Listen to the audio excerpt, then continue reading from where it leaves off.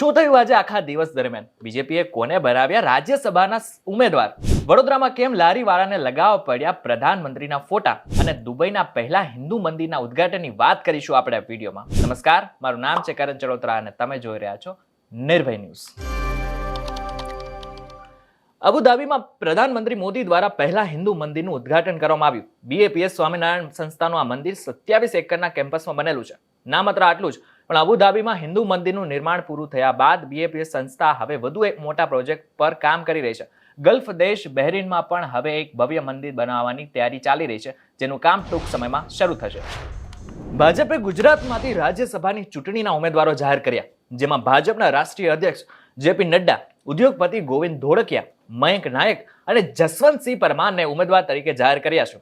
મહત્વનું છે કે સુરતના ઉદ્યોગપતિ ગોવિંદ ધોળકિયાએ રામ મંદિર નિર્માણમાં 11 કરોડનું દાન કર્યું હતું, જેના બદલામાં કહેવાય રહ્યું છે કે ભાજપે ગોવિંદભાઈને પ્રસાદીના રૂપમાં રાજ્યસભાની ટિકિટ આપી છે.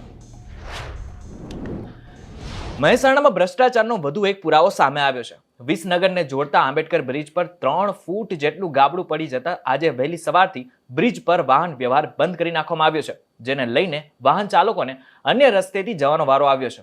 આ બ્રિજ અંગે સ્થાનિકોએ અનેક વાર રજૂઆત કરી હોવા છતાં માત્ર રિપેરિંગ જ કરવામાં આવતો હોવાનું સ્થાનિકો દ્વારા આક્ષેપ કરાયો છે. ગુજરાતી ગાયક કિંજલ દવેની મુશ્કેલીઓમાં સતત વધારો થઈ રહ્યો છે. આ વખતે ગુજરાત હાઈકોર્ટે આ અંગે મહત્વનો નિર્ણય લીધો છે. 4 બંગડીવાળી કેસમાં ગાયક કિંજલ દવેને રાહત મળી નથી. અગાઉ કિંજલ દવે સિવિલ કોર્ટમાં આ કેસ જીતી ગઈ હતી, પરંતુ હવે આ કેસ હાઈકોર્ટમાં પહોંચ્યો છે અને અરજદારની અરજીને માન્ય રાખી કોર્ટે કિંજલ દવેને 4 બંગડી ગીત ગાવા પર હવે સ્ટે મૂક્યો છે.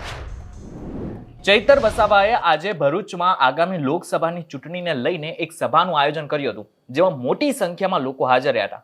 આ બધામાં ચૈતર વસાવાએ ફરી એકવાર ભાજપ પર પ્રહાર કર્યા છે અને લોકોને કહ્યું છે કે તમારે ચૈતર બનીને આ લોકસભાની ચૂંટણી જીતાડવાની છે. જોકે હજુ પણ ભરૂચ સીટને લઈને આમ આદમી પાર્ટી અને ઇન્ડિયા ગઠબંધનમાં વૈચારિક ભેદભાવ જોવા મળ્યો છે. પહેલીવાર ભારતીય જનતા પાર્ટી 40 થી વધુ સહયોગીઓ સાથે 2024ની લોકસભાની ચૂંટણી લડશે. જયંત ચૌધરીની પાર્ટીમાં આવ્યા બાદ એનડીએ પાર્ટીની કુલ સંખ્યા હવે વધીને 40 થઈ ગઈ છે. ચંદ્રબાબુ નાયડુની પાર્ટી ટીડીપી પણ મહાગઠબંધનમાં સામેલ થવાની ચર્ચા છે.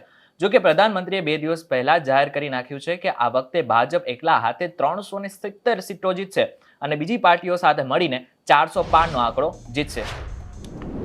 સુરેન્દ્રનગરમાં છેલ્લા કેટલાય સમયથી પાણીનો પ્રશ્ન ચાલી રહ્યો છે. ખાસ કરીને સિંચાઈનું પાણી ખેડૂતોને ન મળતા હવે ખેડૂતો આકરા પાણીએ જોવા મળી રહ્યા છે. સુરેન્દ્રનગરના આંબરડી ગામે ખેડૂત નેતા રાજુ કરપડાની આગેવાનીમાં ખેડૂત મીટિંગ યોજાઈ હતી, જેમાં મોટી સંખ્યામાં ખેડૂતો ઉમટી પડ્યા હતા. આ તકે સુરેન્દ્રનગર જિલ્લાના સિંચાઈથી વંચિત તાલુકામાં સિંચાઈનું પાણી પહોંચાડવામાં આવે, સાથે જ ખેડૂતોના દેવા માફી કરવામાં આવે તેવી માંગણી કરાઈ હતી. અને જો પોતાની માંગણી નહીં સંતોષાશે તો રાજુ કરપડાએ દિલ્હી જેવા આંદોલનની ચીમકી આપી છે. હાલમાં જ ઇન્ડિગોની ફ્લાઇટમાં મુસાફરી કરનાર એક મુસાફરે દાવો કર્યો છે કે ફ્લાઇટમાં તેને આપવામાં આવેલી સેન્ડવિચની અંદર એક સ્ક્રૂ હતો. પેસેન્જરે સોમવારે એટલે કે 13 ફેબ્રુઆરીએ સોશિયલ મીડિયા પર તસવીરો શેર કરીને કહ્યું હતું કે એરલાઇન્સે આ માટે માફી માંગવાનો પણ ઇનકાર કરી નાખ્યો છે.